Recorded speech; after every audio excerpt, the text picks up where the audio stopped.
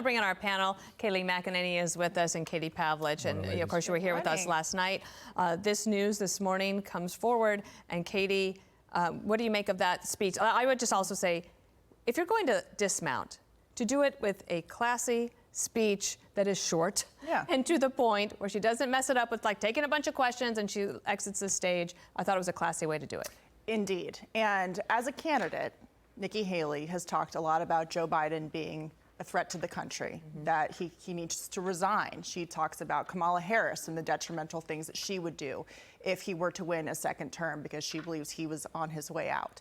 She discussed all the issues in her speech that she thinks are a threat to freedom: too much debt, big government, socialism. She said the world is on fire as a result of American weakness on the world stage. Then she said, I'm leaving this race as a private citizen. As a private citizen, like everyone else, she will have to make the choice about which candidate, Donald Trump or Joe Biden, like everybody else, is better suited to handle those problems. And it's been a tough campaign. It was a short primary, really, in the grand scheme of things. And there's a lot of time between now and the convention for some talk and healing and discussion about the issues that Donald Trump has and the suburban voters he does need to bring back into the fold. But when she talks about growing the party, there's a lot of room to do that, especially as Joe Biden continues to lose a lot of this coalition. Especially if you look, for example, in Texas last night, the Democrats who did not turn out for Biden. Right. Kayleigh, your reaction. Look, Nikki Haley deserves a lot of credit. Nikki Haley is the first Republican woman to ever win a primary. She is arguably the most successful woman to ever run in presidential politics. I think that goes without question. She deserves a lot of credit for that.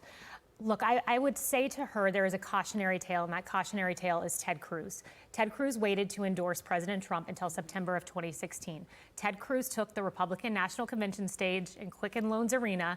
He said, vote your conscience, very similar to kind of the Margaret Thatcher quote she gave there, and he got booed, to which he had to say, I appreciate the enthusiasm of the New York delegation.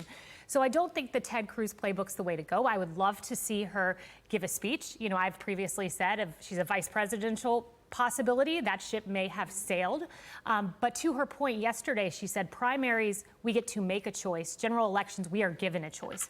Well, the choice now is the chaos and destruction of Joe Biden or the peace and prosperity of Donald Trump. She was really the first person in the race, I thought, to zero in on Kamala Harris. And she said, you know, we are actually running against her. Shannon Bream, of course, our host of Fox News Sunday, joins us as well. Shannon, your reaction to Nikki Haley's speech? Well, that line, I wish any American president well, it reminded me of shades of sort of Ron DeSantis when the governor got out and he said, I took a pledge and I will honor it. I mean, Nikki Haley didn't even go that far. She's not giving even the half-hearted endorsement. So we'll have to see. And I think that this is very much about her maintaining or trying to retain whatever power she thinks she has within some wing of the GOP to say, you're going to have to earn it. I do think eventually she'll come along and will give an endorsement. I think that these wounds are very fresh and that is going to take time.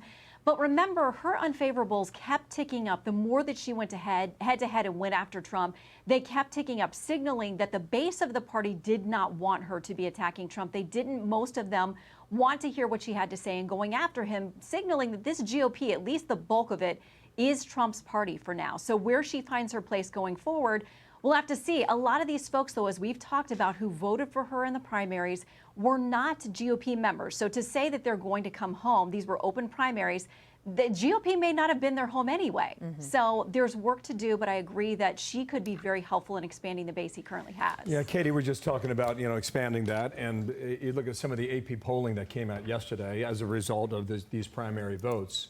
They found among African Americans that Joe Biden gets 66%, which, you know, you're home, you're thinking, wow, that's sizable. But in previous elections, for a Democratic candidate, sometimes that number is greater than 90%. And President Trump doesn't have to shave off a huge percentage of that. He gets like, what, 5%, and he can beat Joe Biden among African Americans. Also, among Hispanics, Biden's only winning 49%. As Dana pointed out, in Texas, that number is amazing, considering they think that they're just in the bag, especially given this illegal immigration issue. One thing I was looking at last night in terms of the results in Michigan, for example, of the uncommitted vote, 100,000 plus people. you know, we talk about Trump needing to bring more people into the party, but who is Joe Biden going to have to cater to in order to keep his coalition together in a swing state like Michigan? That uncommitted vote there is being led by Democratic Socialist Rashida Tlaib. And the question is, well, why are these voters really mad at Joe Biden? They're mad at him because he's taken the side of an ally in their fight against a terrorist organization that slaughtered thousands of people on October 7th, and they're going to have to defend that. They also have other issues like with the auto workers and the EV mandates and so on and so forth. And when you have the administration trying so hard to dig Biden out of this hole that he has dug himself without a ladder on all of these issues, time is ticking on big things that he can do to change I would just add to things that, people not care just about. Michigan, because it's going to be a battleground state, as we all know, but in Minnesota last night, it appears to be a battleground state also because you're in double digits for people who went there and voted for a non-committed candidate in a Democratic primary. And in North Carolina, too. And I think one of the most interesting things about the uncommitted line, there was not really an organized effort in many of these states. You had the Democrat Socialists of America, whatever kind of power they have, saying, we endorse uncommitted, but this was really organic in a way perhaps Michigan was a little more organized. Joe Biden definitely has a problem on that flank, but if I'm President Trump, I don't want to just count on that. I want to try to bring in this Nikki Haley voter. This is why I think that vice presidential pick is so important.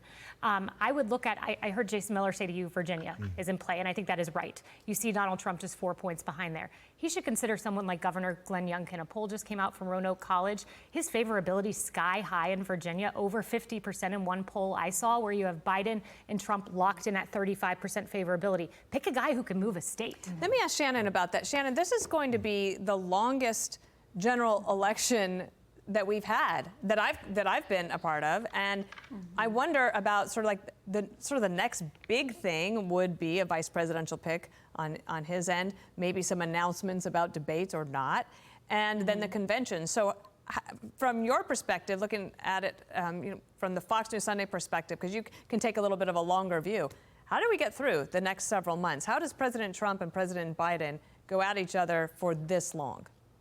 They're going to burn through a lot of cash, which is one of the concerns we're sort of hearing bubbling up from the Trump side of the equation. They know they're going to continue spending millions, if not tens of millions, on his legal fees. And he allegedly was meeting with Elon Musk, trying to bring in some money, looking for other big donors. They've got to replenish what they've spent and be ready for, as you said, probably the longest general election that we've had, certainly in our lifetimes. I would note also that in the polling, some of what you cited there, that there's also been a shift, and it doesn't have to be much, away from key blocks from Biden to Trump under 30. You've seen the White House try to appeal with student loans and those kinds of things, but younger voters are not happy with where they are on what's happening in Gaza. Also, suburban women, there's been a little bit of a shift away from Biden to Trump. That's a place where Nikki Haley could be helpful. She's been the one who's trying to be out there having this conversation about abortion. We need to be, have a heart for women who find themselves in this place and need to find a better way to talk about it. That's the kind of thing she could be helpful with. I'm Steve Doocy. I'm Brian Kilmeade. And I'm Ainsley Earhart. And click here to subscribe to the Fox News YouTube page to catch our hottest interviews and most compelling analysis.